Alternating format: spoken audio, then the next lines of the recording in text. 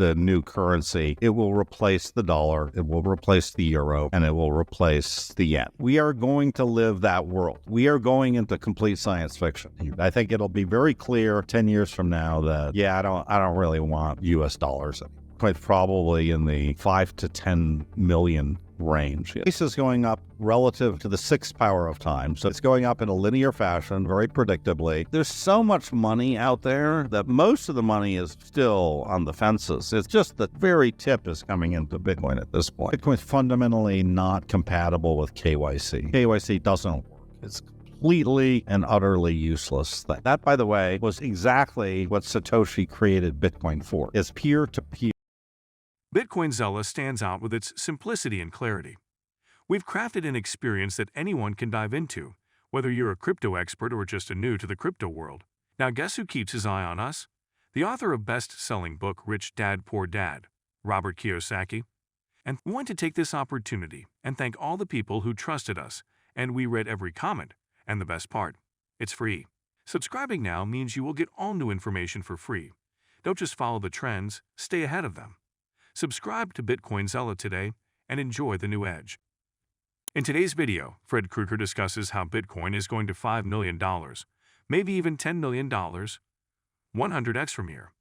Fred Krueger explains why BTC is going to succeed and will replace the UST, the yen, and all other fiat currencies and more. So what I think Bitcoin is money. And I think it is a replacement for the fiat system that we have now. And I do think that in 20 years, if you go to a restaurant, you'll be paying in Bitcoin. If you go to a hotel, you'll be paying in Bitcoin. And you'll probably be paying your taxes in Bitcoin as well. Okay. So I actually believe that Bitcoin is the new currency. It will replace the dollar. It will replace the euro. And it will replace the yen. That's what I believe, okay?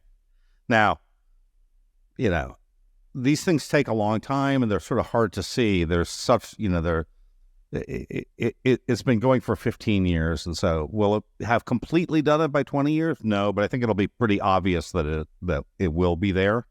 We may be in sort of this buy system, you know, where there still is the euro to some extent, but most people are using Bitcoin. You know, we've seen sort of these changes where, you know, you had two sort of things working at the same time. I remember when the euro came into France, you know, I was in France at the time, you know, and we had this transition from the franc to the euro, you know, and for a while you could exchange French francs for euro, and then after a while those French francs were not exchangeable anymore, you know, and I still have some, you know, somewhere I have an old 500 franc bill, you know, that's useless. You know, I can't even go to the central bank and exchange it anymore. But I do think that we're in this phase of that. So I do think it's the new world money, and I think it's going to change everything because it's not money that you can print. It's, you know, it has this finite supply, so it's a different kind of money. That kind of money will be used as a savings account as well as a sort of a checking account in one.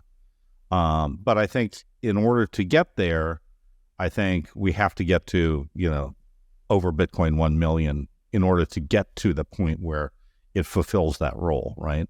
So I think if everybody's using Bitcoin as sort of the money that everybody uses, Bitcoin's probably in the, you know, 5 to 10 million kind of mark, kind of range, you know, somewhere around there, you know, depending on what it, you know, what the price of a cup of coffee is, which is sort of a, you know, uncertainty.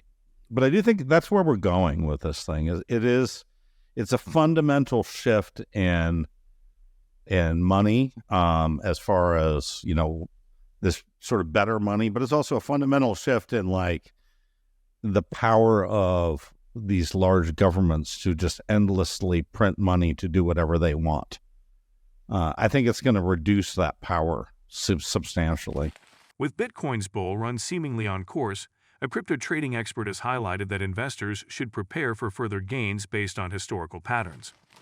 According to the analyst with the pseudonym Mags, in an X post on July 19, Bitcoin's historical price movements and technical indicators are aligning in a way that suggests a legendary rally is in the offing. One of the key observations from MAG's analysis is the recurring pattern of sideways movement following Bitcoin's halving events. Notably, Bitcoin trades sideways after each halving for several months, characterized by relatively stable prices with minimal upward or downward movements. This sideways phase has historically been the final opportunity for investors to accumulate Bitcoin at lower prices before the onset of a major bull run. Another critical aspect of MAG's analysis focuses on the Relative Strength Index, a momentum oscillator that measures the speed and change of price movements. The RSI levels on the monthly chart have not yet reached the extreme levels 90 observed in previous bull cycles. The RSI is currently around 68.50, significantly below the peaks in past cycles, which often coincided with Bitcoin reaching new all-time highs. This suggests substantial room for growth before the market becomes overbought. Right now, the monthly RSI hasn't reached extreme levels 90 yet, as seen in the past cycles. This suggests there's still a lot of potential for Bitcoin to go higher. The next phase of this bull cycle will be legendary, the analyst said. The analyst noted that the current market conditions are ripe for a legendary bull run. The combination of the post-halving accumulation phase and the RSI levels indicating further potential for upward movement creates a promising outlook for Bitcoin's price. MAG's analysis mirrors another Bitcoin outlook by crypto analyst Michael van de Poppe. In an X post on July 20, the analyst pointed out that Bitcoin is showing signs of repeating historical patterns, suggesting an imminent significant price movement. Over the past several months, Poppe noted that Bitcoin has been in a consolidation phase characterized by relatively stable prices with minor fluctuations. In his view, this prolonged consolidation is a precursor to a major price impulse expected to occur within the next 6 to 12 months. Historically, such consolidation phases in Bitcoin have often been followed by substantial upward price movements, which have surprised many investors. I think the community is probably in a better shape than it was, in 2017, 2018. I mean, it wasn't clear, 100% clear to me who was going to win, Bitcoin Cash or regular Bitcoin in 2017. It was sort of like, you could make the case that Bitcoin was going to disintegrate into all these competing forks.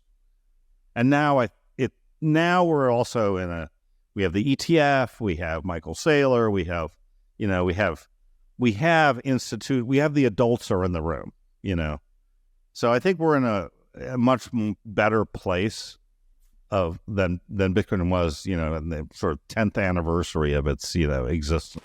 After years of regulatory pushback and countless amended registration filings, spot Ethereum.